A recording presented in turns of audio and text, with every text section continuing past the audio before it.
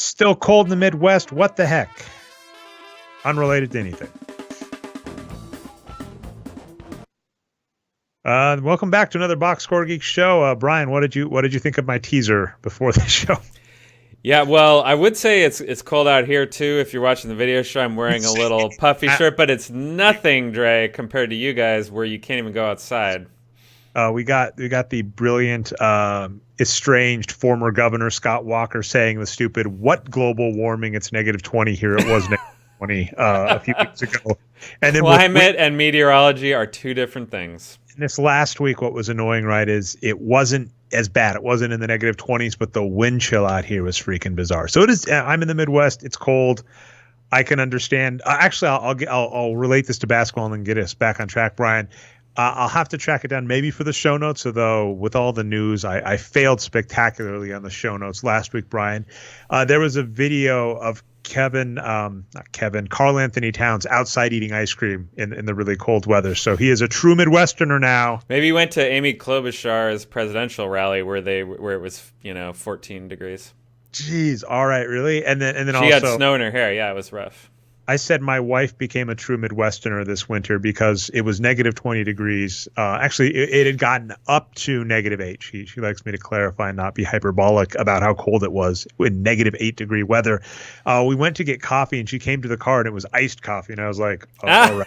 I think you're a real Midwesterner now. All right, so basically, welcome back to the Boxscore Geek Show. If you slept at all last week, you missed at least one major trade. The trade deadline's going on, so that's what we're going to talk.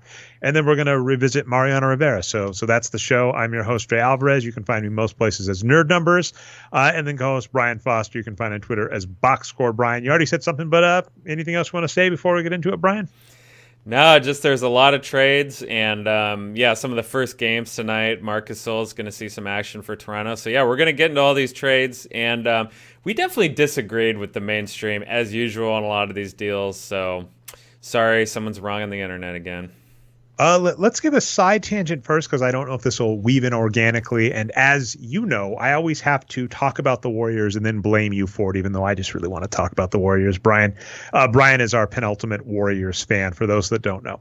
But I was looking down these numbers, Brian. The Warriors are looking great. And the fun stat is DeMarcus Cousins is the second worst Warriors player in total wins this season, which isn't unexpected because he hasn't played a lot.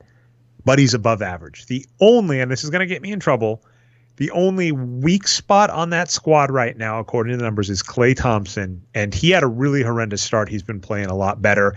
And he is still what I've called this in past the Derek Fisher principle, the idea that every starter or main rotation player on your roster doesn't need to be a star. If you've got Shaq and Kobe, it's not that you can't handle having a Derek Fisher and more later in his career, right? Derek Fisher in his prime was like in the 2000s. The first three-peat for the Lakers was amazing. But in the second two finals with Kobe, where Derek Fisher was essentially a starting point guard, he was reasonable. He was fine. He was decent, right? You don't need amazing starters all the way. So Klay Thompson is playing acceptable enough for basically that Warriors team to be really, really scary. They've been playing really hot. Yeah, and what's amazing about Klay is you're right that he's been playing better lately. And, people know about his big games. Every once in a while he'll make, like he made 14 threes or whatever earlier in the season. NBA record. People know about those games. But then for people like me who watch all of his games and look at all the box scores, there's a lot of duds and clunkers in there. But he's pulled himself up to kind of being a mediocre player for the whole season.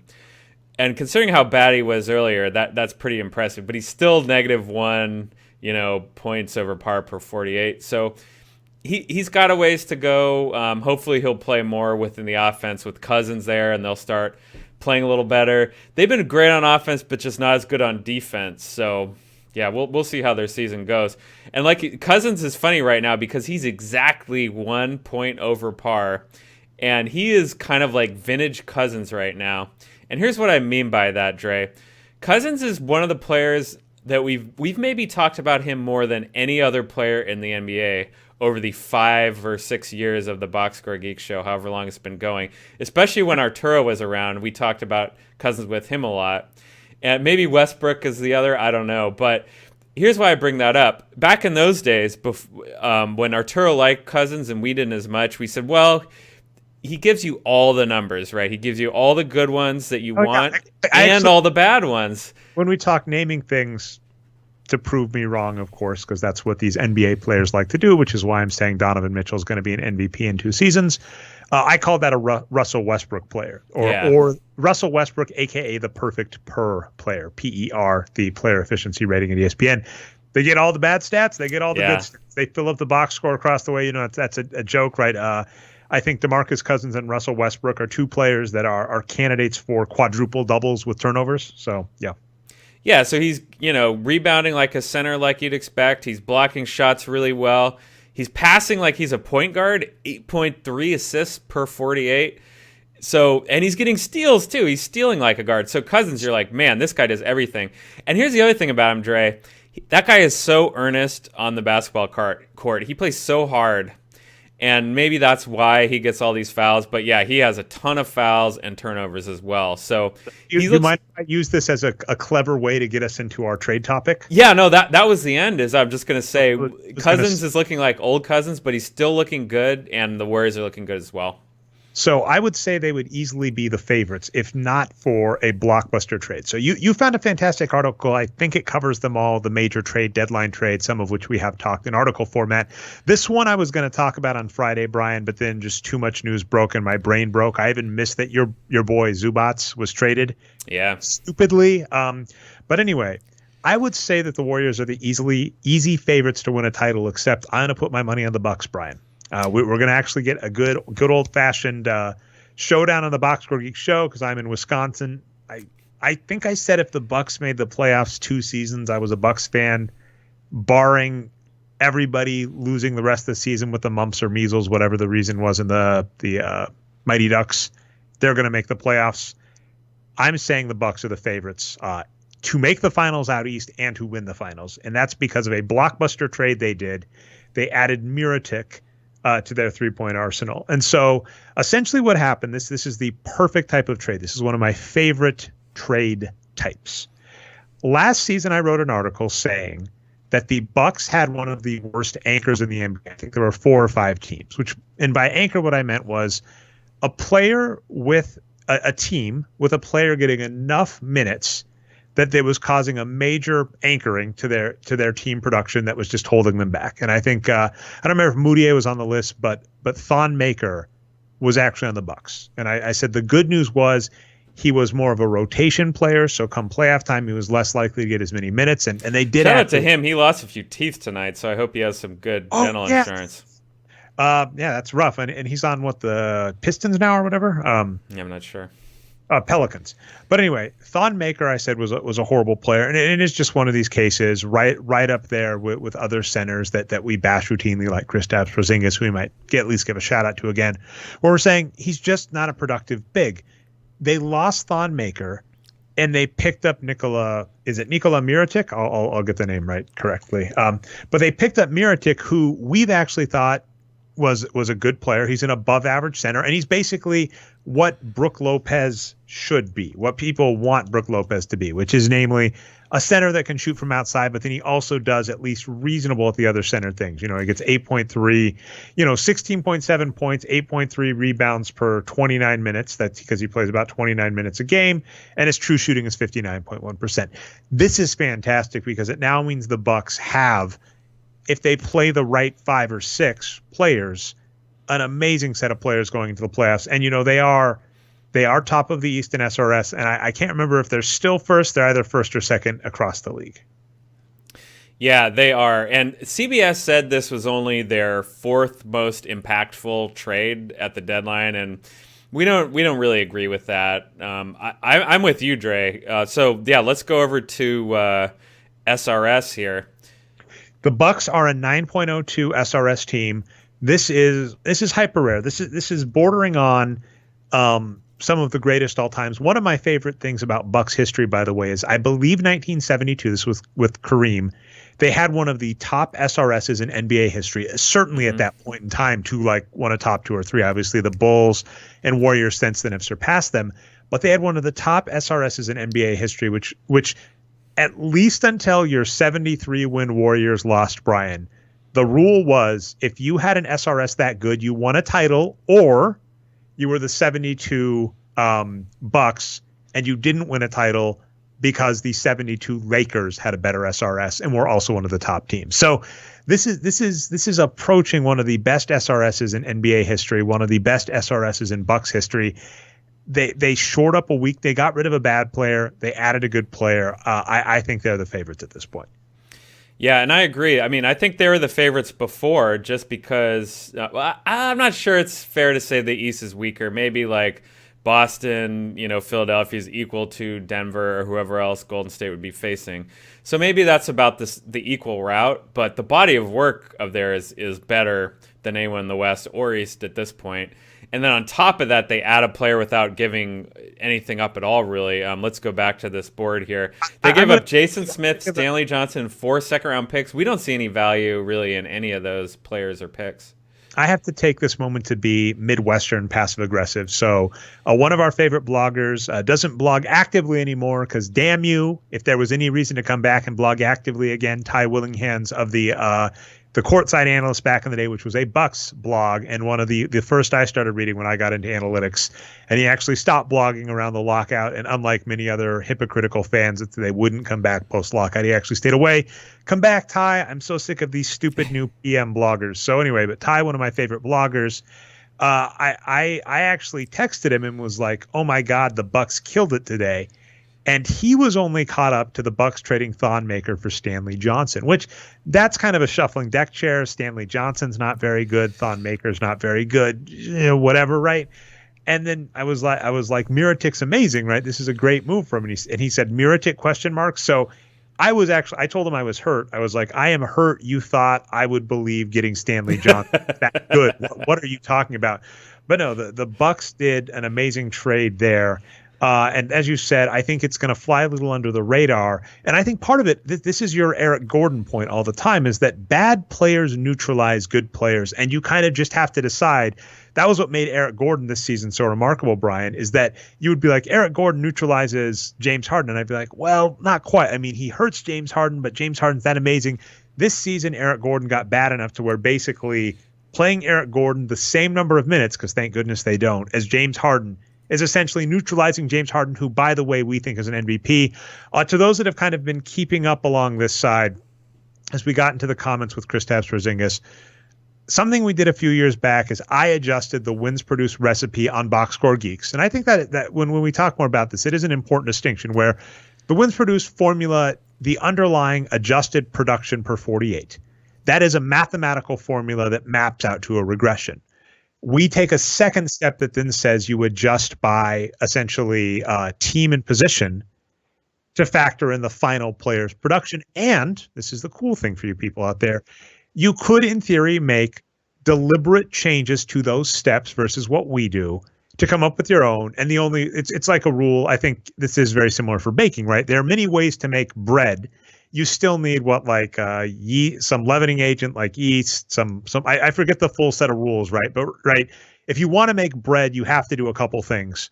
And then beyond that, there are tons of different forms of bread that you can make, right? There's a base recipe. I've heard this called the design pattern in software engineering. There are some basic steps in a design pattern, but then beyond that, there are lots of different ways to implement it. You could make your own flavor of the wins produced formula. Could just do the exact same thing they do over at Fansided with the horrible plus minus that aren't really plus minus statistics they do to make your own flavor. You could do that. And one area that we've come into contention with is position adjustment, which I'm fine with. Basically, I'm saying there are other ways you could do positions, and we're behind that. And what we did back in the day is we combined bigs, power forwards, and centers, and have decided since that was really not the right way to go. And in the near future, I'm going to decouple them again and basically say point guard, shooting guard, small forward, power forward, center, and live with it. And then there might be some corner cases we have to deal with, players that, are called a power forward by ESPN, but you might argue are really more of a small forward. And we'll handle those. We'll get to those. But in uncoupling those, most of the top players stayed in the top 10, but it changed the order a little. So, for instance, Gobert goes from number 1 to number 4. James Harden does jump up to number 2 behind Giannis Antetokounmpo. So we think James Harden is an MVP caliber player. bad players hurt them. And so getting back to the Bucks, basically, if you have a trade that gets rid of one of your bad players and gets you a good player, that's great, because you want to beware, and I'll finish this up and we can get to some of the other trades, Brian. This gets you to the Golden State Warriors currently, and then back in the day, another great team, the San Antonio Spurs.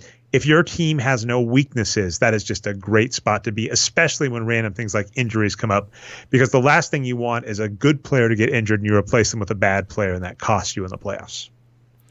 Yeah, and it'll be interesting to see what the Bucks do with their lineups. And I'm kind of on board with you. Like, they should just put Mirotic in there for Lopez, and that's it, you know.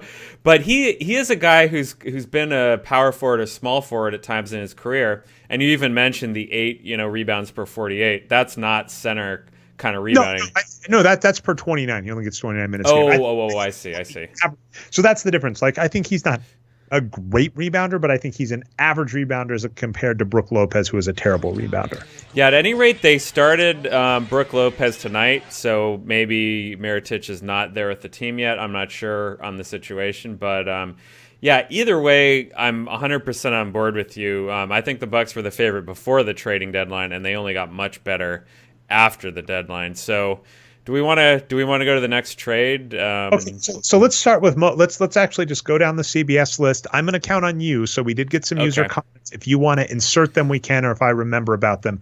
But the number, let's go number 1 to number 10, and I think that covers all of them, right? Yeah.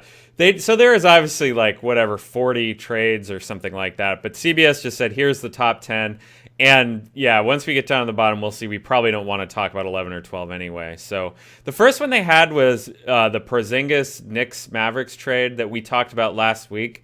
So is there anything more we want to say on that and review again this week? It does look like the Knicks are keeping DeAndre Jordan and are not going to tank. So I think that so we liked this deal for the Knicks last week, and now that it's happening the way it has, I like it even more for the Knicks. So here's there were two cases, they're number 2, so we'll get to them next. There were 2 trades, basically Kristaps Porzingis and Tobias Harris. Essentially, the team said, we don't want to re-sign them. They're going to ask for a lot of money. We can probably agree with both teams on that take, but we'll get to that in a second. And both teams managed to flip that player for picks, right? The Knicks got 2 first-round picks for Kristaps Porzingis. And then what we didn't really talk about on last week's show, I regret this. Last week's show I was all over the place on tangents, Brian. We'll see if I'm any better this week. But they picked up DeAndre Jordan and 2 first-round picks, and our thinking was essentially if all they did was dump Kristaps Porzingis, who I called a Jabari Parker bullet, meaning a player that is going to ask for a lot of money and you're not sure if they're going to come back and you'd rather just move on than have to deal with that. That's essentially what Kristaps Porzingis is. We were saying that's a good move.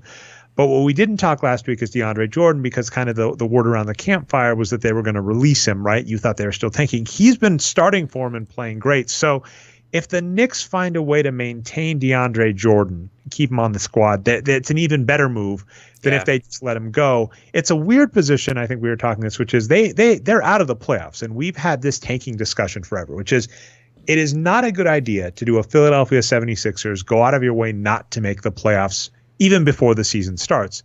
But if the season is over, we do think it is probably fine to tank because your fans aren't fooled, right? Like, if you're not going to make the playoffs and you're a bad team, I mean, admittedly, this team has done some weird stuff. It wasn't on the trade thing, but them releasing Enes Kanter was just stupid. This team is stupid. The Knicks are so bad, Brian. But that being said, they should probably keep tanking. DeAndre Jordan isn't really going to help them tank. So on that regard, I don't like it that he's playing and getting minutes. But, if they keep him around, keep the first-round picks and are clearing up space, that's fine. I'm going to use this to get a meta point about a lot of these trades because it'll probably come up with the Los Angeles Clippers trade, which is next, Brian, which is there are a lot of teams that are freeing up cap space in preparation for some big names. Basically, Kawhi goes onto the free agency pool next season, offseason. So does Anthony Davis. I don't know if any other big names go out. Kevin Durant. Oh my apologies, Kevin Durant. How could I forget and the reason I say that is there's reporting this week that part of the reason why they're keeping DeAndre Jordan around to anchor the franchise is to try to use him to recruit Kevin Durant because the two of them are very good friends. They're both from Texas. So that's a rumor that's going on. Did you see this nonsense? I actually fully applaud this. So I guess the Knicks we're sending out for season ticket holders to renew their season tickets.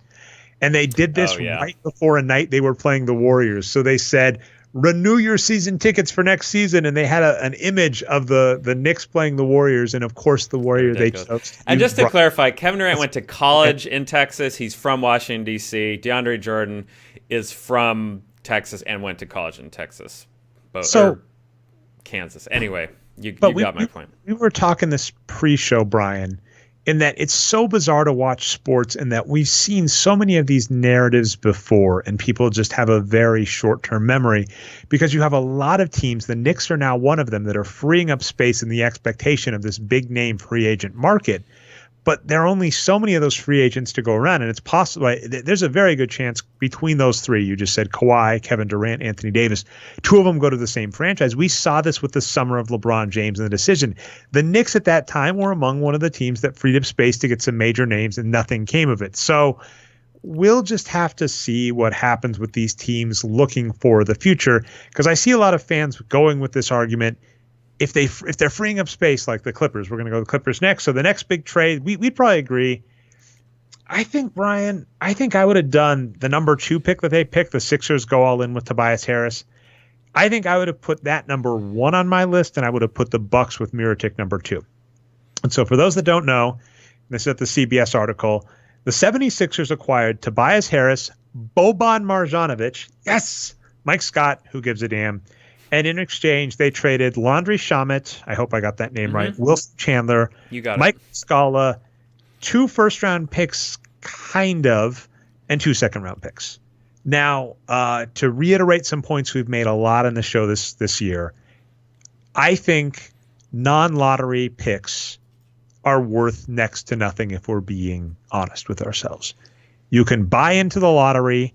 The 76ers themselves have shown that if you find a good D-League or undrafted player, you can trade that player for picks.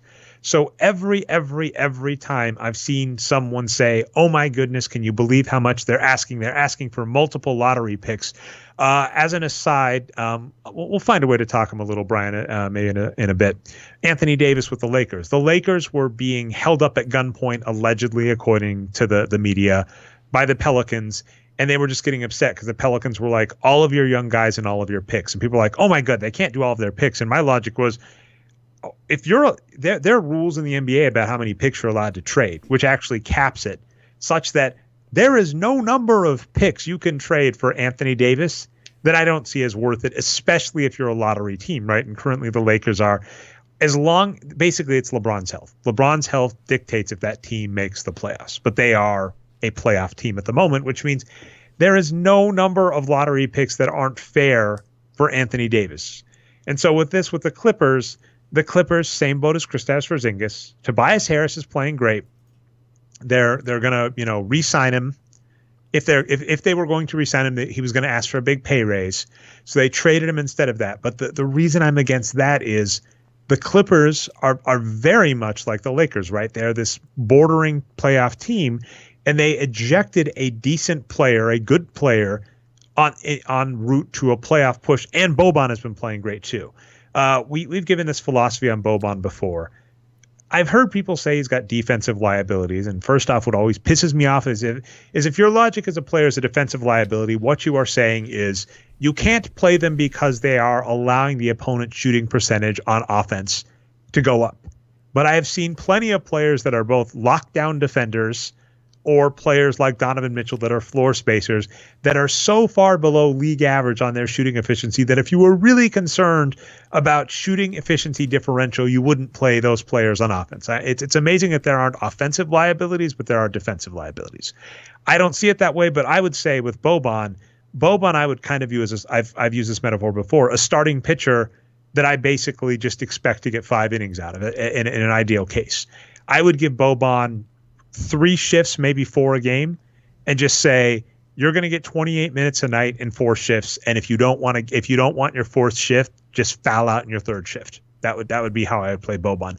We think Boban is the best player in this trade. First off, so he's great, and I specifically love him for the 76ers because I don't know if you've been following this much, Brian. There's been some kind of weird coach rumbling with Brett Brown. Oh, no. So it's not a bad thing. He has said on a few occasions that he would like Joel Embiid to rest, but Joel Embiid is going to do what he wants to do. And, they're in the midst of a playoff push trying to get a top 4 seed. So Joel Embiid is part of that team. Although when you readjust the center minutes, he goes down, Brian. So that'll be interesting, the take we get there. But so Joel Embiid's been playing major minutes. I like having Boban as just insurance, as a backup to say, if Embiid needs to take a night off or Embiid needs one fewer shift, we have a decent backup center that can, handle that. So it's I don't need him as a starting center. I just need him to handcuff to Embiid or to take Embiid's place if Embiid needs a night off. So that's fantastic. That's the first thing. Second off, they got rid of a bad player in Wilson Chandler, who I've hated him because he was a bad player for the Nuggets. He bit David Lee's arm for the Golden State Warriors. I've just never liked this guy. He's old. He's not going to be a good player. So they upgraded Wilson Chandler to Tobias Harris. So this trade improved the 76ers. And if you're a non-lottery team, your draft picks, in my opinion, you shouldn't want to hang on to them. The super elitist metaphor I've given to you before, Brian, is draft picks are a lot like getting a tax refund. A tax refund actually means that you have been giving the IRS an interest-free loan for the year. And so if you get a couple $1,000 back, what it legitimately means is you've probably left a couple $100 in interest on the table that, even if you got a very low yield savings account, you could have been making. So it's never carry over that withholding. Is that an actual saying? It's the withholding is what they take and get interest off, right? So yeah. So the same point. I view a lot of times a draft pick is not really worth it. And the funny thing is, like, from an EV perspective, if you had 10 second round draft picks, Ryan, right, Brian, the Hinkie model, you get a bunch of second round draft picks. If you got a really smart analytics squad, you could probably expect to get 4 above average NBA players, possibly 1 star, right? That would take you multiple drafts, right? 5 or 6 years. And it would take you multiple years for those players to develop. So basically I'm saying if you have 10 second round draft picks this year, it's going to take you 10 years before you realize the gains on them. Whereas if you trade all 10 of those draft picks this season for one productive player, that one productive player works this season. And if you're an even semi-decent front office manager, you can flip things into picks. So that is really my philosophy here. The 76ers nailed this trade because they managed to get a player that's going to help them win this season in exchange for assets that aren't really all that valuable. So that's a killer. And last aside, this reminds me very much of the Cleveland Cavaliers back in the day with Timofey Mozgov. They traded some picks for Timofey Mozgov, who actually helped them scared your Warriors for a couple games, Brian. They took it to 6 games. They had no business doing that. Timofey Mozgov actually played well. They got a productive player that helped them on a playoff push. And they didn't even keep him past that season. But my philosophy is, if you've got a shot at the playoffs this season, if you've got a shot at the finals this season, if you've got a shot at one more round of the playoffs this season, you can trade pretty much every single one of your draft picks for it, as long as it's for a decent player. I don't know if Tobias Harris was the best player on the board because, for instance, Otto Porter went for nothing. But with what the 76ers needed, Tobias Harris is amazing. He's an amazing scorer. I think he shoots like 44% or 40% plus from 3. He is what that team needed on their starting 5. He is a great upgrade to Wilson Chandler. Fantastic pick. And I do think the 76ers are now, depending on who they play as their 6th man, incredibly scary because what they've got: Ben Simmons, Jimmy Butler, Tobias Harris, maybe TJ McConnell. I don't know who they're playing in the guard spot. I think Redick is going to be their 5th starter. Redick, right. Redick, Embiid, and then you have TJ McConnell and Boban off the bench. So that is an incredibly strong playoff rotation. Yeah, and I'm with you on all that. I think this was a good trade for the 76ers. I like your point on if they could have gotten more. Like, Otto Porter did go for nothing, which was kind of weird to me. So could they have gotten him instead? But Harris, I'm okay with. He's not the best in the world, and he's a little undersized as a power forward. Even with that position punishment we were talking about, if you just look at his raw stats, he's still just kind of okay. But I think that's good for the 76ers just because they're so desperate for any type of three-point shooting, when you got Ben Simmons out there taking a lot of shots, who's great at shooting, just not three-pointers. You need to balance it out a little. All right, did you see that? What's that? He almost made a three. He was so close. did he? In and out. And so then the next thing I was just going to say is, but they're very big though, right? Ben Simmons is a big point guard who rebounds really well. Embiid is a real 7-footer.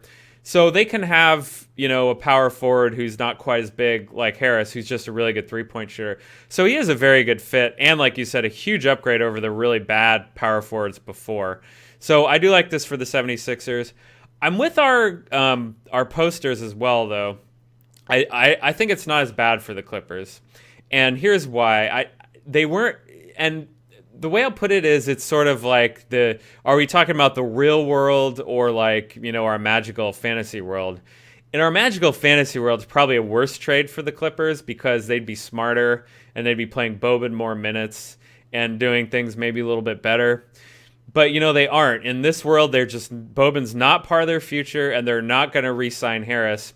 So why not get, these first round draft picks? And you said yourself, not all bad for the Clippers, right? So again, what gets interesting here, and this is our take. This is what makes us a little outside the box in terms of normal thinking. A lot of people are starting to think, and this is what I was talking about with Anthony Davis, about the offseason and how they're going to acquire some big names and acquiring assets.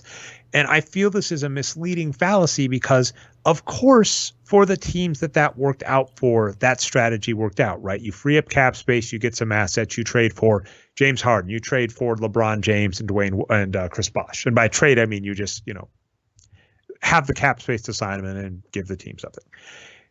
There might be a team that works for, and certainly what could happen, right, is the Clippers are going to have the cap space, and now they've turned Tobias Harris into some assets, and they might be able to go up to the Pelicans and say, we actually have some first round draft picks and, a decent player, probably, something like Montrezl Harrell, actually like Lou Williams and some picks for Anthony Davis. That gets interesting, right? I don't think you can't win on the Anthony Davis trade, but there are stupid packages that are going to seem more appealing.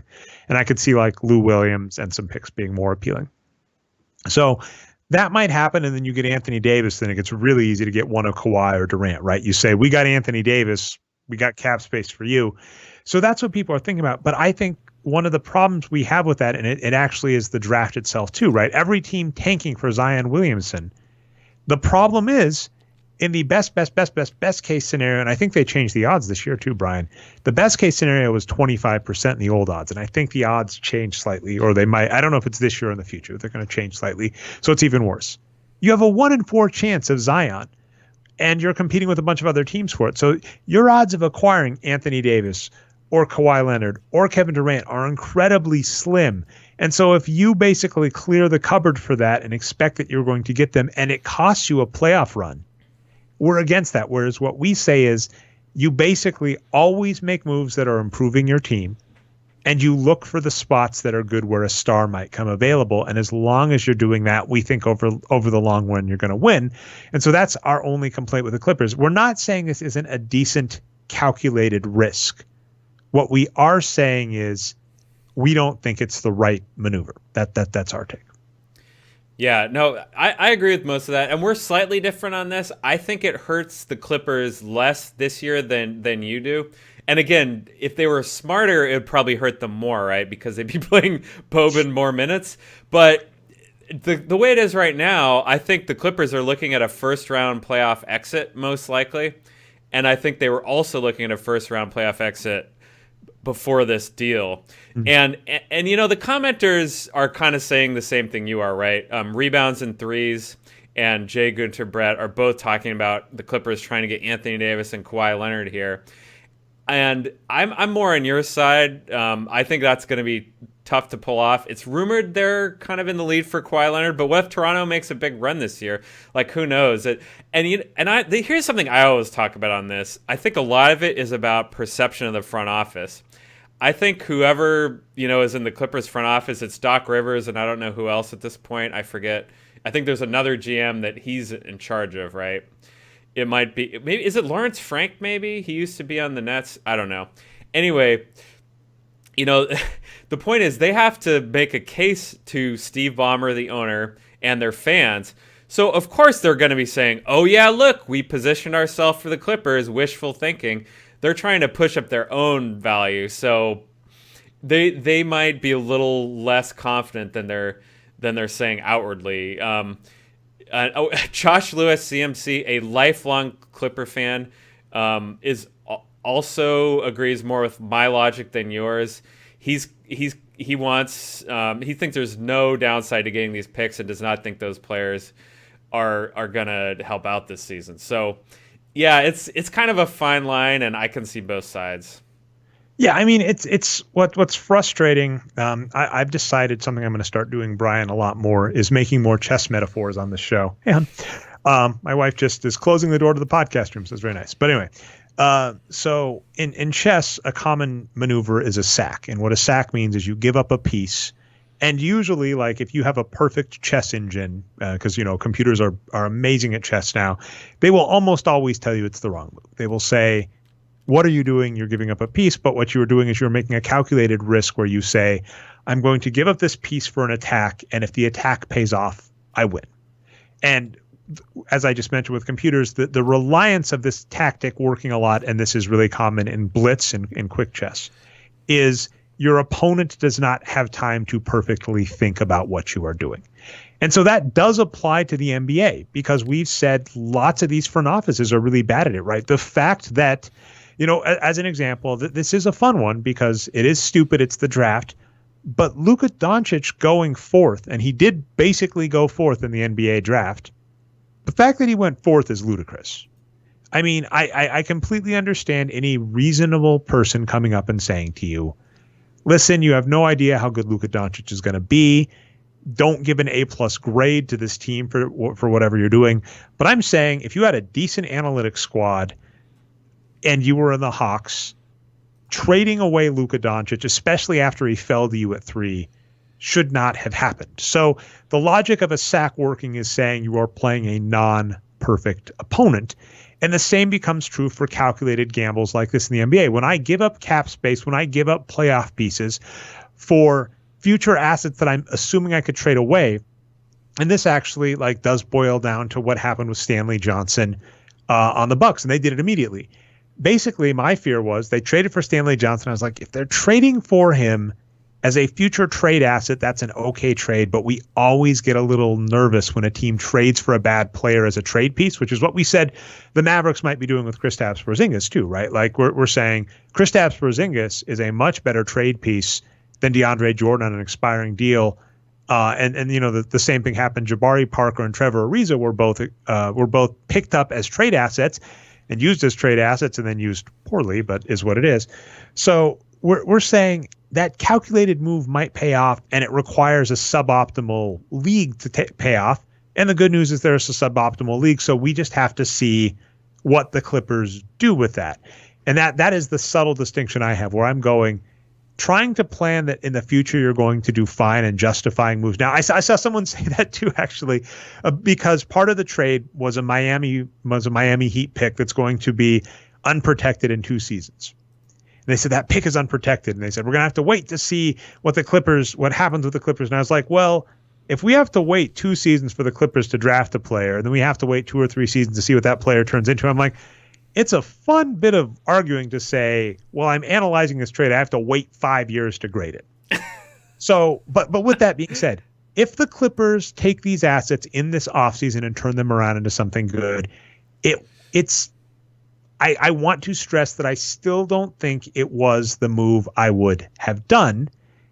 It was a calculated risk that paid off. But we think we've seen so many teams, and the Knicks are the poster child for it, a team that plans ahead in the expectation of picking up a star with cap space and assets, and then they don't get a star, and then they have no good players, a bunch of assets that don't pan out, right? The best young assets, look at the Lakers, right? The Lakers have 3 seasons worth of young assets that nobody wants. It's so that's what we're saying we're afraid happens. So I think you're right. I think it's not horrible. We'll have to see what they do. And then to the chess metaphor, I view it as a sack that an engine would say, was not the perfect sack.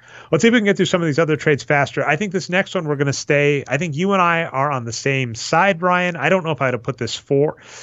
I don't think I would have put this trade 3. I think I would have put it like 9 or 10. Oh, really? I think this one was a top 3 impact trade. I don't think it's impactful, which is what we'll get to. But the Raptors win the Marc Gasol sweepstakes is how CBS Sports reports this. And so what they did is they acquired Marc Gasol for Jonas Valanciunas, Delon Wright, CJ Miles, and a 2024 second-round pick. Now, here's the rough, annoying news.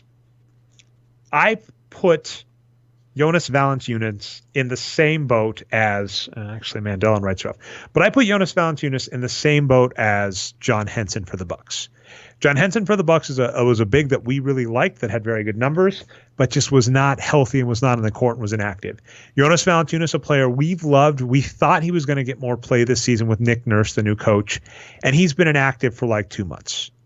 So it's one of these cases where we're going, we liked this player, but he's injured, and we don't know what's going to happen with that, so you might as well get rid of him. We actually do like Delon Wright. We think he's a pretty good player, although admittedly, especially if this team keeps Kawhi Leonard and like Kyle Lowry, there's not a lot of room for him, right? He's only got 920 minutes. And then the last player is CJ Miles, who we don't like. The funny thing is CJ Miles basically negates Delon Wright. So the net effect is they got rid of 3 players that weren't really doing much in a second-round pick. Now, they got back Marc Gasol, and the problem we have is we actually did really like Marc Gasol back in the day.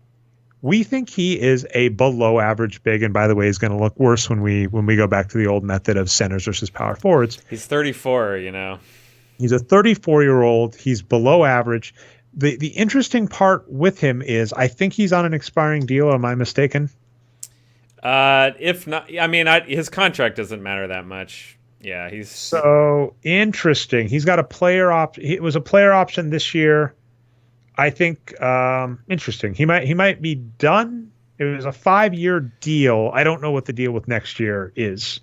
So I don't know if they have to pay him for next year. So that could be the interesting part, is if they have to pay him. If they have to pay him for next year, this trade was just a mistake. I'll have to look into that. But the thing about Marc Gasol is he's a below average player. He's really old. So the problem with this move is we don't think they lost much with what they shipped out.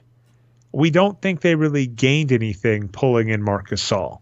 And how they've been playing him, they've been handcuffing him with Serge Ibaka, leaving Serge Ibaka as a starting center, which is just kind of a weird maneuver. So this one is up there too, where this reminds me very much back in the day with Shaquille O'Neal. Shaquille O'Neal was traded to the Phoenix Suns because Pau Gasol got traded to the Lakers.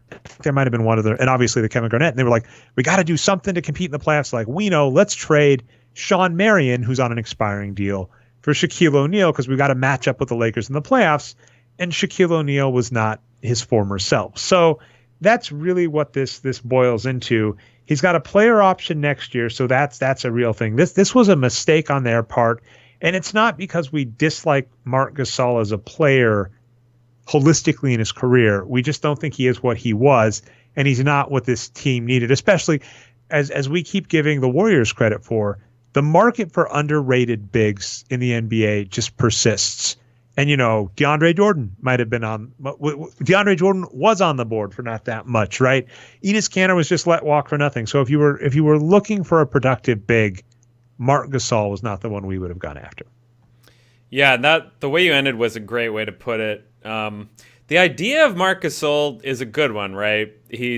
I think he's even won Defensive Player of the Year, or he's very renowned on defense. He shoots threes, which everyone loves, although he's not very good at it.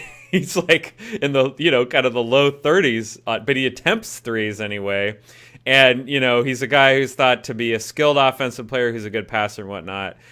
And that's a great concept for a player, but what we just think is the numbers aren't there these days. He just doesn't live up to that billing anymore, and he's 34 years old. Nothing wrong with that. I'd love to be 34 years old, but for the NBA, it's not quite as good. So, and I think the same way about this deal, though, as I do about the Clippers from the Clippers' perspective, but even worse. And what I mean by that is kind of the reality versus what they should be doing, if we were in charge. And maybe Valanciunas has just been hurt, but if I were the Raptors, I'd want to be aiming for a scenario like I had last year, which is Valanciunas was, didn't play quite as much during the regular season, but they got him healthy for the playoffs, and they brought him in and played him a lot in the playoffs, and he played really good, and he, helped them win a series. So I don't know why I guess they think Gasol is going to be better for that than Valanciunas for them right now, but as an outsider looking at the numbers, it's really hard to agree with that. And then let's talk about DeLon Wright. He is amazing per minute, just hasn't gotten a lot of minutes. He's the backup shooting guard basically. So, and they have Danny Green, Kyle Lowry, and Van Vliet, kind of in front of him. He's like the fourth guard. That's tough to break into, but I still wouldn't just trade him for cheap. I'd rather keep him around and have him replace Danny Green or something like that. So this trade does not make any sense for me at all from the Raptors perspective. And I think, most of our commenters had agreed with that. Rebounds and threes says, what were they thinking? Simon had an interesting point trying to explain it, even though he agreed with us, I think, which he said it's a playoff matchup move for the Raptors. It's terrible for the regular season, but they must be thinking Gasol would be a better option against the Celtics and Bucks. That's plausible, but, we'll have to see what that happen. And I did get tweeted at as well by Roundball Roundup, and he reminded me, he's on the other side of the deal. He's a Grizzlies fan. He said you can always start rooting for the Memphis Grizz. They just get better at the trading deadline, trading away an old star for a new one, wheelin' and DeLon, as they say. That's a great pun by Roundball Roundup. So, I mean, mainstream NBA Twitter didn't agree with us. They like Marc Gasol, but I guess the hardcore fans did agree with us on this trade. I've got to give a shout out. I believe it was Bob Bulgaris back on the day on a True Hoop podcast. And I think True Hoop is coming back too, by the way. Back in the day, Henry Abbott climbed the ranks at ESPN. Then we noted that the ESPN fell for the same stupid thing that everybody a couple of years later realized was a mistake, pivoted to video, laid off a bunch of people we liked, including Henry Abbott. I think he was still around, still under a contract, but it looks like whatever's going on, I think True Hoop is coming back. So is it coming back at ESPN or as independent? I think it's just as his, so we'll keep an eye out. Oh, good stuff. So that's going to be great. Keep an eye out for that. But this was on ESPN back in the day. Bob Bulgaris, I believe, was getting interviewed by Henry Abbott and made the point that too many names, but Bob Bulgaris was pointing out that he's a famous gambler, right? Famous gambler, now works in the Mavericks front office, was making the point that he hated when people would use accolades that player had acquired previously. As you noted, Defensive Player of the Year, Marc Gasol, to go for current players. For instance, there's a reason that nobody, even if it was said as kind of a joke, which I have seen, if it was said the Lakers are going after Kobe Bryant and Shaquille O'Neal this trade season, we'd go, what, why? No, they're old, they're beat up, they're not their old selves. Marc Gasol's 34, so we're basically in the same boat there, where that's the problem. The mainstream media is like, Marc Gasol is still productive, and I think the problem is he occasionally has good games and people forget the bad games, right? I think he did have a triple-double this season. He looked amazing. But it's you forget all the bad games, and that's what people do.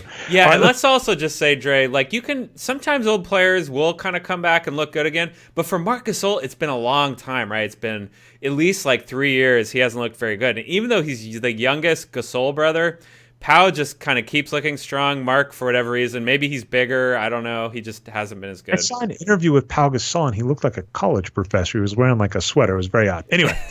Let's get on to trade number 5, according to CBS. The Sixers finally gave up on Markelle Fultz. Yeah, CBS is wrong here. This trade doesn't really matter. It says finally gave. It's so true because the Magic acquired Markelle Fultz in exchange for Jonathan Simmons. How good is Jonathan Simmons, Brian? I haven't kept up on that.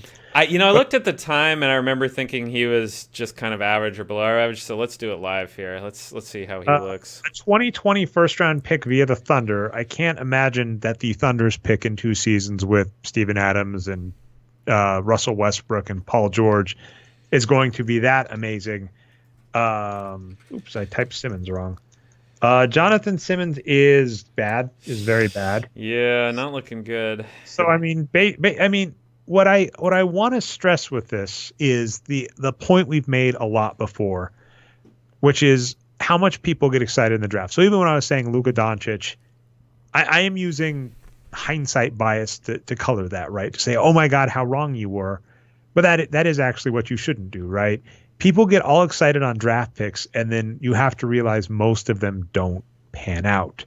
And so that is the Fultz thing. What I will say is this is still the point I keep making about the 76ers is I did not agree with Hinkie's plan, but my not agreeing with Hinkie's plan was those 3 years that Hinkie started. We didn't disagree with the players he drafted. We didn't disagree with the players he got rid of. We didn't disagree with the majority of his trades. The only disagreement we had was that he waited too long to acquire free agents. And as we kind of found out, we don't think he was even shoved out by the 76ers. We think the NBA, other owners, and I might talk this more if we get to our last segment, Brian, the other owners basically said, we don't like how he's playing our make-believe game, make him stop. And it is very frustrating because his gamble for Ben Simmons and Embiid paid off, this team was in a fantastic spot. And however good they seem to be doing, right? They're a 5th seed out east. They can probably get to a top 4. The Tobias Harris trade we think is great. I think with how Hinkie traded and wheeled and dealed, they would be even better if he was at the helm. Or if even like that's the funny thing. Elton Brand compared to the Colangelos. Yeah. Those seasons of the Colangelos were so bad for this squad. If you're a 76ers fan, you just have to be frustrated because even if they had gone... Or happy that you have Elton Brand now. Elton Brand's doing great. I've loved all of his trades. If you went from Hinkie to Elton Brand, this franchise could maybe have made a finals even as early as last season. It is frustrating as hell what they did. And I just find... I laughed at this trade because, it's like, number one. And it is amazing. Let Anthony Bennett and Markelle Fultz and Greg Oden be cautionary tales that the number one pick doesn't even mean you get a good 4 years out of a player. Let's get on to the next one. This one, what I'll say is it's one of my annoyances. I'm going to say good on the Mavericks. The Mavericks are, I think they, just like the Clippers, they did a sack, right, in trading for Porzingis. They're counting on something that might pay off in the future. We don't agree with that. But one of the things, and I forget the commenter that said it, noted the real problem for the Mavericks is how bad Harrison Barnes was playing. Harrison Barnes was a horrendous pickup. Oh, and we said so at the time. They basically just jettisoned Harrison Barnes, and good on them. They needed to get out of that contract. It doesn't really help the Kings, and I don't know. I'd have to look at the Spotrac because I don't even know if this helped the Kings out because I don't know the status of Zach Randolph and Justin Jackson's contracts. So Harrison Barnes, I do know, he has a player option for next year, and I'm sure he'll take it. It's like $20 million. So he'll probably take that. But yeah, Zach Randolph and Justin Jackson, I don't know. Justin Jackson might even be a rookie deal still. Is on a rookie deal. Yeah. So if Zach Randolph can't be more than 1 year. Yeah, Justin Jackson's on a rookie deal, so if they don't like him, and Zach Randolph is expiring. So basically, they got out of a year of Harrison Barnes. So this is the Clippers and the Mavericks are playing the same game, and this is even the point. It's the Clippers, the Mavericks. I think there might be one or two other teams. The Knicks, right? Clippers, Mavericks, Knicks. Maybe one or two other. The Lakers, right? They're playing similar games. Oh, you're talking about tanking. Do you want to go to the Kirk Goldsberry graphic? I'm saying they are all 4 of these teams are making moves to woo one or more of the big name free agents. Oh, I see. The offseason. And it's a very simple bit of logic to say there aren't enough stars for all of you to win. Yeah. So in the same boat, right? The Mavericks were going the Kristaps Porzingis trade were like, on this one we're fine on, right? But what they're doing is they're saying we're freeing up cap space. And we're getting Kristaps Porzingis, and they're hoping, right? They're hoping we can go. They go up Star and say, we have Luka Doncic, we have Kristaps Porzingis. Here's your picture. You go in our own big 3.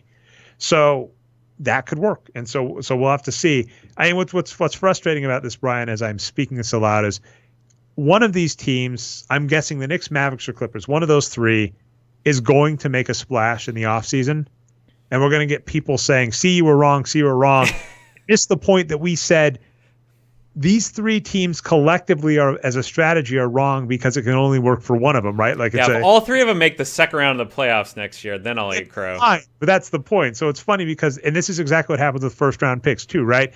People go, "How dare you say you don't need a top 3 pick to win Michael Jordan?" And you go, "You remember Michael Jordan, but you're going to forget Sam Bowie or Greg Oden is the classic. I'm trying to remember who was picked number 2 or number 3 in the draft with Tim Duncan and Chauncey Billups." So those kind of names. I remember. Not Antonio McDyess. Anyway, well, so here's my thought on this trade, though. Well, first of all, Justin Jackson's just been better than Harrison Barnes this year, so that's one thing.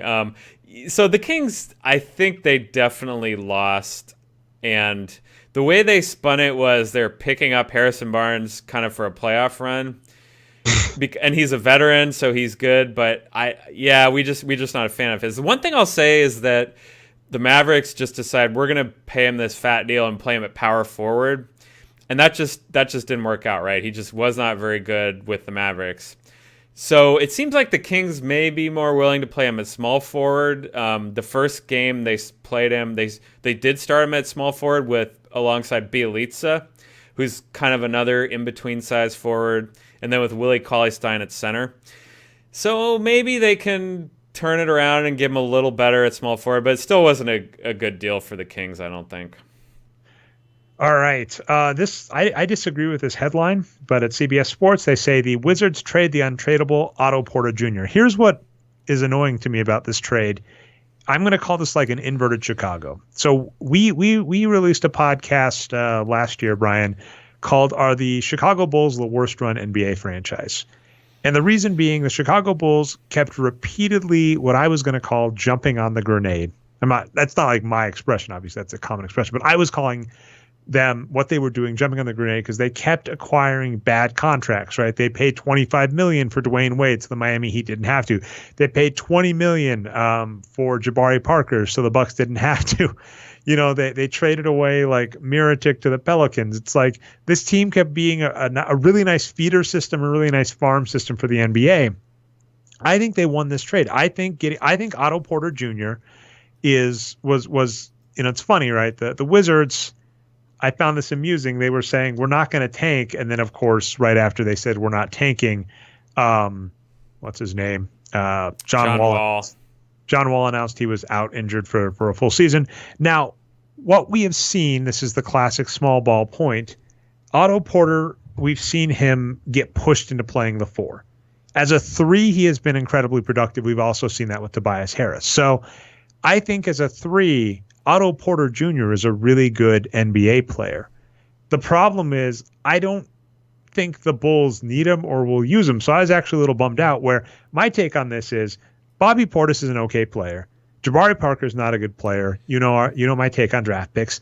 They win, right? They get the best player in the trade. This is a Jeff Van Gundy quote. I saw this on a documentary about the Houston Rockets where they acquired Tracy McGrady.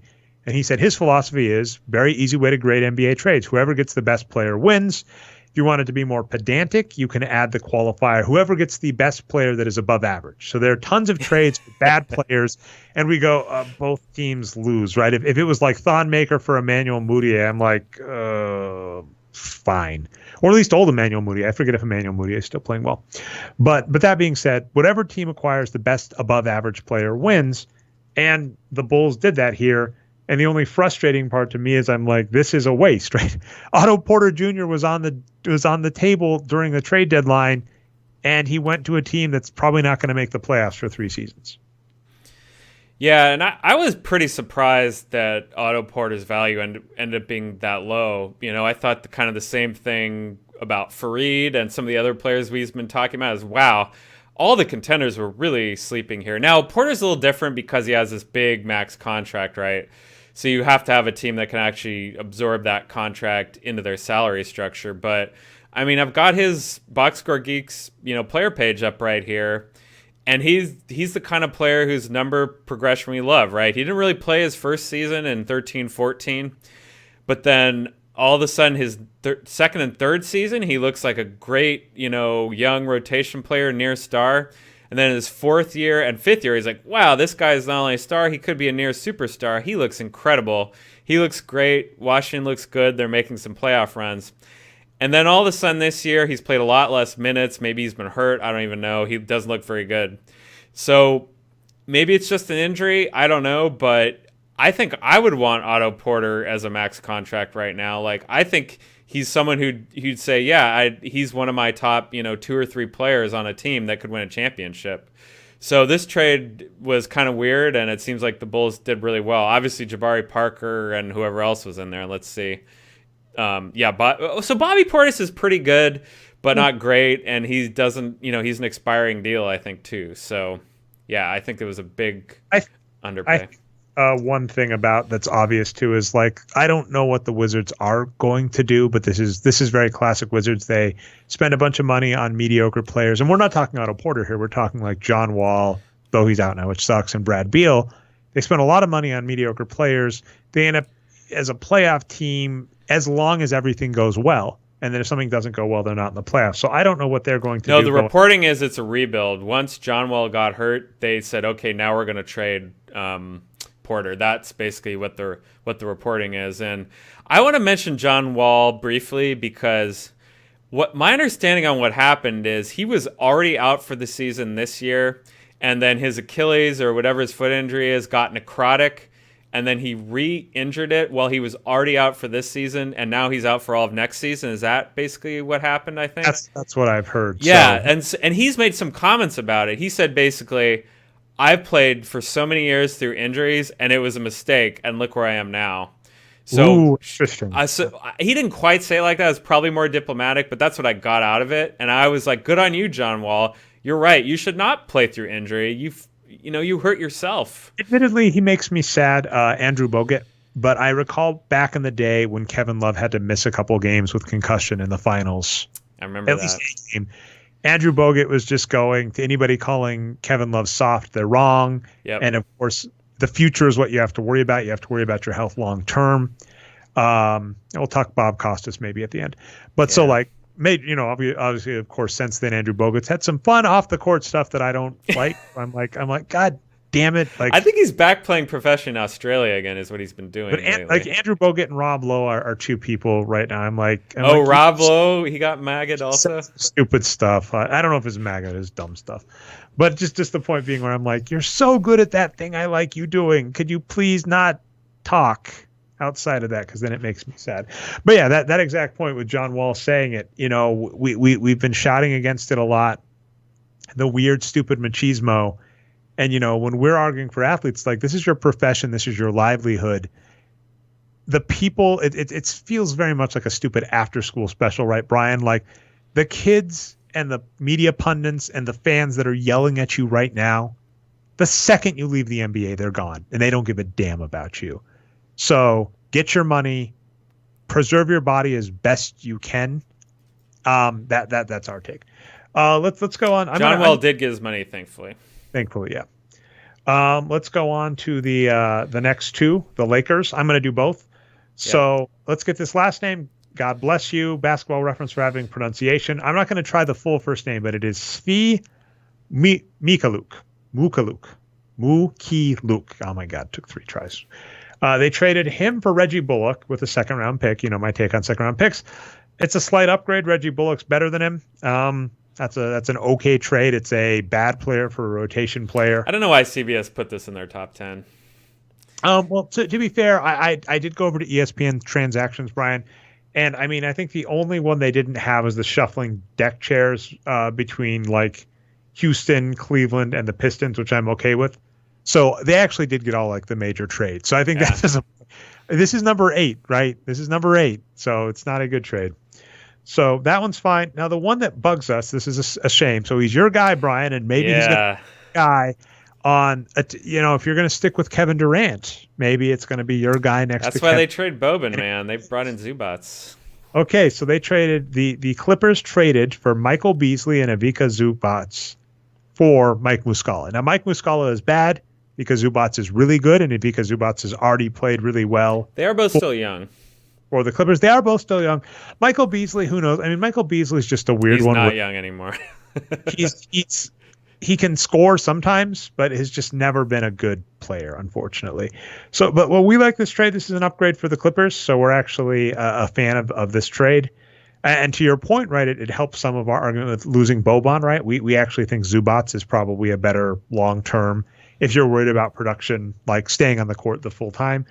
The argument they're making is the Lakers were trying to shed a player to get an open spot for, and they're guessing Carmelo. If this was already a bad trade. It's been being reported, the Carmelo to the Lakers.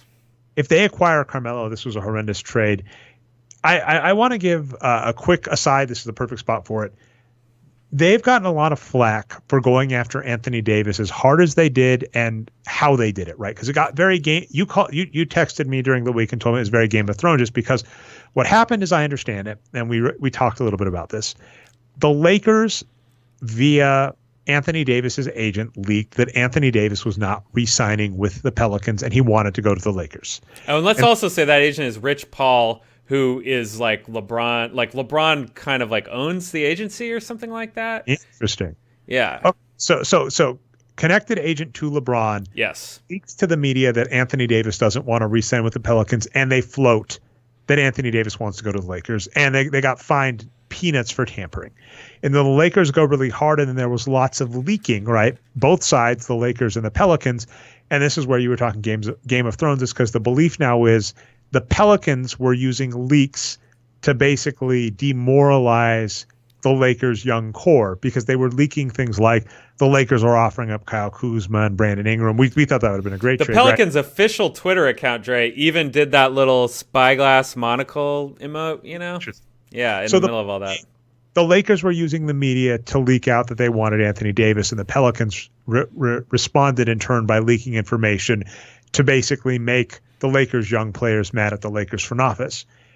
My take is the Lakers going hard after Anthony Davis is huge, because what most people don't realize is mid-season trades that have an impact on the playoffs are hyper, hyper rare. Players like Dikembe Mutombo, Pau Gasol, those trades are not the norm. One of my favorite trades that counted as like an impact trade was trading for Jason Kidd for the Dallas Mavericks, and that did win them a title eventually. Yeah. But it wasn't enough, right? It was the point of, like you were saying about Tobias Harris, interestingly enough. I think they might be losing a playoff spot, so that's why I don't like it. But your take is they think with Tobias Harris, they're an 8th seed. And without Tobias Harris, they're probably an 8th seed. And so their take being keeping Tobias Harris doesn't improve our playoffs. Well, I'd say that's what I think. I think what they think is they're trying to move out of the playoffs. That would be interesting. I hope not. But so anyway, that take of, right, there have even been times where there have been late season trades where it's just too little too late, right? You can't gain enough in the standings for it to impact. So to that very point, going for Anthony Davis hard is fine, and most of the time this fails. So I don't have any complaints with the Lakers doing that. And in fact, it ticks me off, and this might be the last segment where I talk Rivera and like how people perceive themselves. If not, we'll push it to a future show. I think people are going for if this failed, so it was bad, as opposed to going, was this a good strategy? And our strategy is trying to win now with a star is always the right maneuver in the NBA. So it got very silly, but we were behind it. Now, the unfortunate part is that the trades that the Lakers did end up doing, Bullock was okay and Zubac was bad, I'd say, in the wash. They basically canceled each other out. So they stayed in place, and basically the Lakers are now with, for this season at least, LeBron James's health. I'll say briefly on that, I mostly agree with you. I've seen some reporting, though, saying that the Lakers and Rich Paul and Anthony Davis should have realized that this would not have succeeded. So they failed, and the penalty for failing is not that big, really. They're just going to go again, in the offseason. And we'll so much like, to be fair, the one reason I'm okay giving us this, Brian, with Luka Doncic is we were there. We were there ahead of time. So many people after the fact, and Michael Jordan is the king of this, Michael Jordan over Sam Bowie, or Sam Bowie over Michael Jordan, go, it was so obvious. How could you have done that? How could you have done that? And I'm saying that here. A lot of people are saying, oh my goodness, they should have known this wouldn't have worked. And I'm like, bullshit. Yeah, that's true. NBA front offices do stupid stuff all the damn time. The Nuggets got a franchise record wins because they got Andre Iguodala in a trade they had no business being in. All they did is call up and say, hey, we'll help you out with this trade. And to support your point even more, Dre, the last time it happened was not that long ago. It was Kawhi Leonard. Yeah. And in that scenario, it worked, exactly the way the Lakers would have wanted to. I'm candidly worried about the next lockout or labor stoppage. It's going to be a lockout. It might be a quick lockout, right? We'll see. Between Kawhi Leonard. Sorry, Kenneth Faried, you're up there. You start with a K and you're amazing, just like Kawhi. Both good K players. Kawhi Leonard and now Anthony Davis. Every time players do this kind of stuff, owners get pissy and in the next CBA change the rules. So as an example, LeBron, I wrote a long article about this where the origin of the draft and then going over NBA history. When LeBron James did the decision, they changed the rules to make sign and trade deals more restrictive. When Kevin Garnett signed the most lucrative deal ever in NBA history at the time, they added max contracts. Every time players exert agency, NBA owners get upset and add it to the CBA. And the annoying part about the NBA Players Association seems to be that they're not as good as negotiating. Now, what's her name? I don't want to get it wrong. Oh, the player rep, right? Michelle Roberts, is that right? Michelle Roberts has seemed amazing, so I'm hoping she got a pretty good deal the last time around. I'm hoping they fight hard, but I'm really nervous after Kawhi and Anthony Davis that they're going to be really mad about like no announcing, no sitting out, all this stuff. By the way, to a nice call out like a fuck that guy segment. Bill Simmons said Anthony Davis should just sign the max. He signed a max contract, so he should just shut up and play. And what pisses me off about this, I've said this forever, because of the draft and because of restricted free agency, that doesn't hold any sway for me. Anthony Davis has had no agency over where he's played because the Pelicans drafted him and the Pelicans had his restricted free agency rights, which means his options were sign the max with them, sign the max with somewhere else. The Pelicans, of course, would have matched that, or essentially leave $20 million on the table at least, even more so after the rules I just mentioned with LeBron James and sign and trade. So basically his options were play with the Pelicans, try to not play with the Pelicans and end up playing with the Pelicans, leave $20 to $30 million on the table and a guaranteed year for a player with injury history. So he's had no agency in this decision.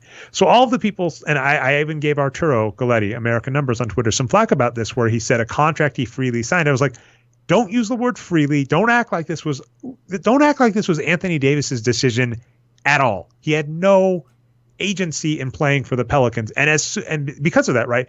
Because of the draft, all of this annoyance at players being divas and prima donnas, at the Jimmy Butlers and Kawhis and now Anthony Davises, I'm like, until the draft is gone, there is no arguing that players are prima donnas or divas because they basically want to play where they want to play, and there are a bunch of rules in place that won't let them do it. And in no other place is that the norm. I almost tweeted about this, but for me as an example, I got hired at a big software company, and I updated my LinkedIn. And right after I updated my LinkedIn, LinkedIn's HR contacted me and was like, hey, here's a job posting if you're interested in working for LinkedIn. So that's the real world. And in the NBA, they would call that tampering. So that's just bullshit. All right. We made it. Oh yeah. Last one.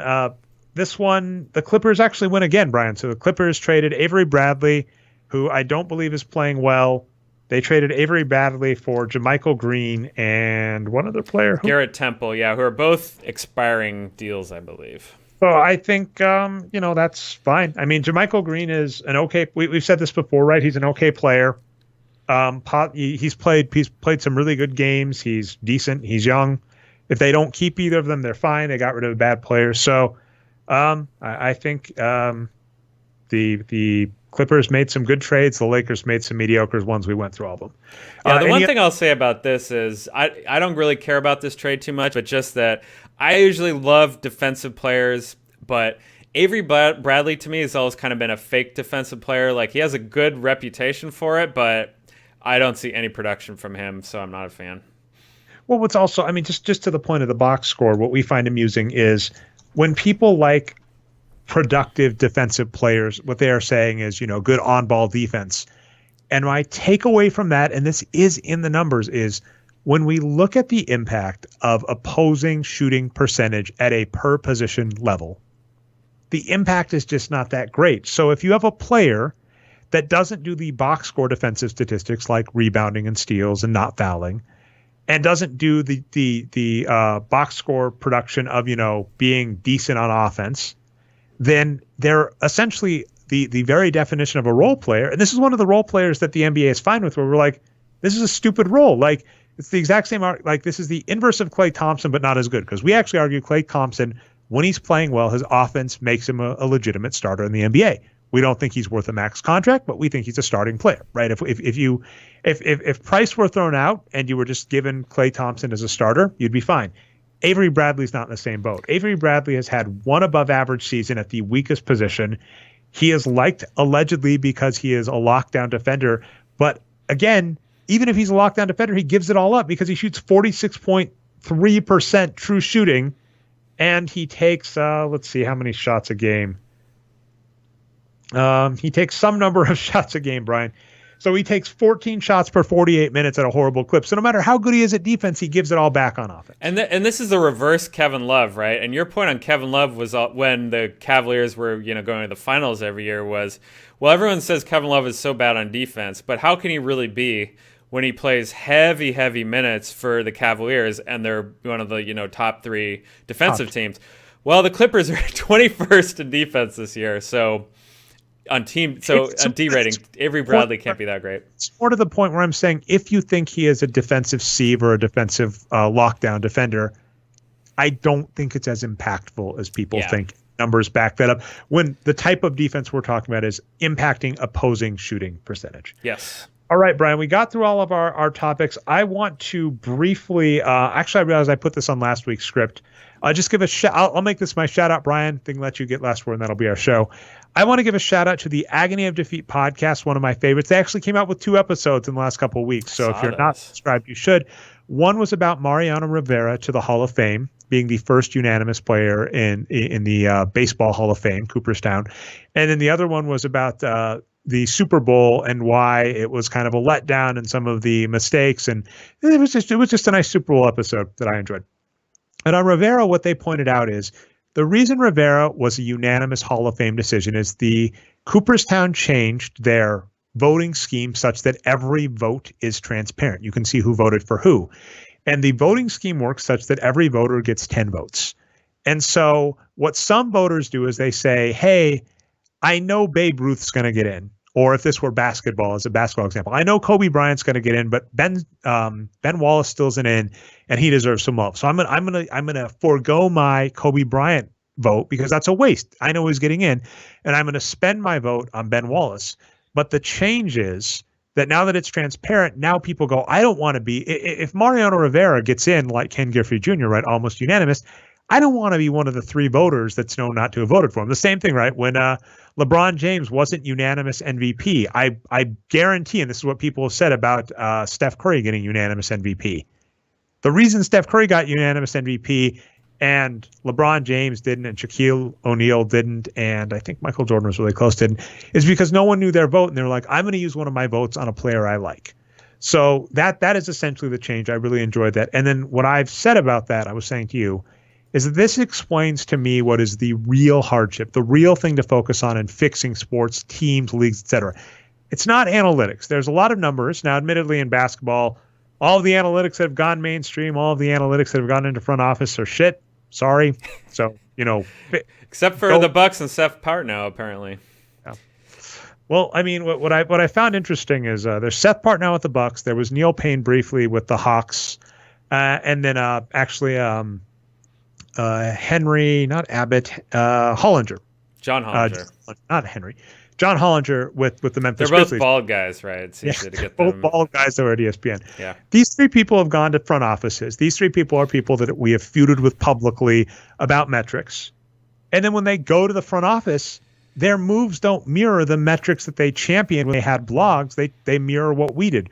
We loved with the Hawks. We love the Hawks with like Paul Millsap and Al Horford and Kyle Korver and how am I dropping his name? Thabo Cephalosha. Oh yeah. One of the first moves Hollinger did when he got to Memphis was he traded for Costa Koufos off of my Nuggets, and he gave back Daryl Arthur, who was terrible. So it's like, and so it's kind of like these people that go to teams that we are, and Seth Part, now, if you've watched this blog for the last 2 years, I basically said, I agree with that Bucks move. I agree with that Bucks move. I agree with that Bucks move. So it's kind of this funny one where when we're just bloggers talking with each other, we argue, and then as soon as they're with the team, I'm like, yeah, I agree with you. So I'll give it that. But at least a lot of the analytics that have been mainstream that seem to be popular, we don't agree with.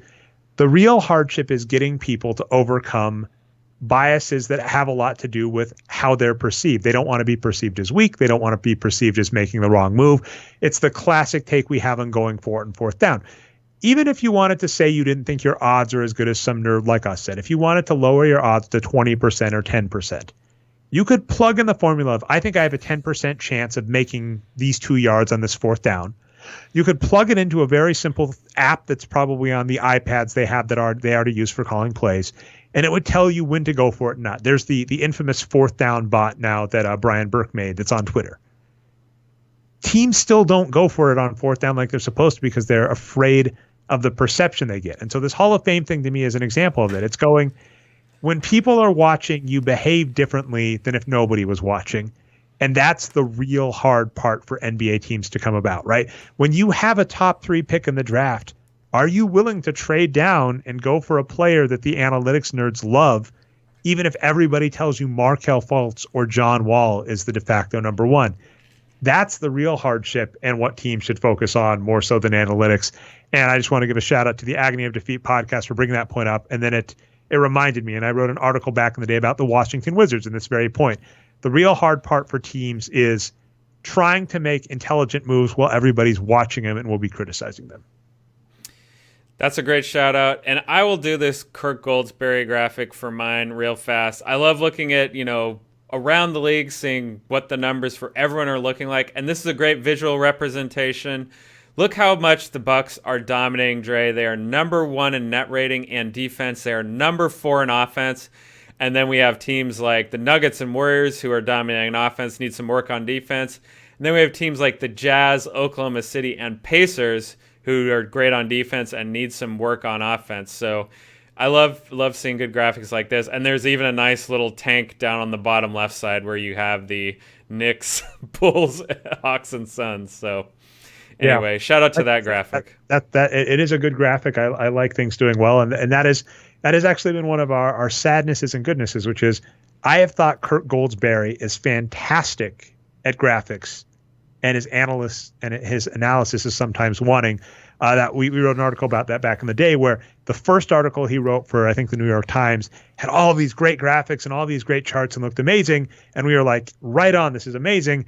And then like the article where he came up with the term, the Kobe assist, this idea that players like Kobe Bryant might be productive because they miss shots, but those shots turn into rebounds, which is bullshit. The rebound is the whole other thing, Brian. But anyway, he came up with that. And that article had like 2 graphics and a bunch of words. And we were like, your graphics are good. Your analysis is wanting. Oh, Dre, I'm so sorry. I need to scroll down. The Cavaliers are down at the bottom here. Oh, yeah, they're so far down. They are much worse on defense than these other teams. Are very bad. That's hilarious. I mean, on my screen it showed up because I have a big monitor. Oh, that's hilarious though for you saying it didn't. But yeah, that is a great infographic, a great summary of net rating and where teams lie. So I'll give it to you. Those are all my shout outs. All right, well, that's been our show. If you found us not through the website, you can find us at boxscoregeeks.com. I've been your host, Ray Alvarez. You can find me most places as Nerd Numbers, co-host Brian Foster. You can find on Twitter as BoxScoreBrian. We, of course, have the iTunes and Stitcher. You can find it as the Boxscore Geek Show. We go live every week, twitch.tv/Nerd Numbers, usually sometime around 9 to 9:30 Eastern Standard Time for usually about an hour and a half. And then, of course, you can catch recaps on channel Nerd Numbers on YouTube. Hope your team improved at the trade deadline. And if they didn't, well, they're getting Anthony Davis next season, so it's fine.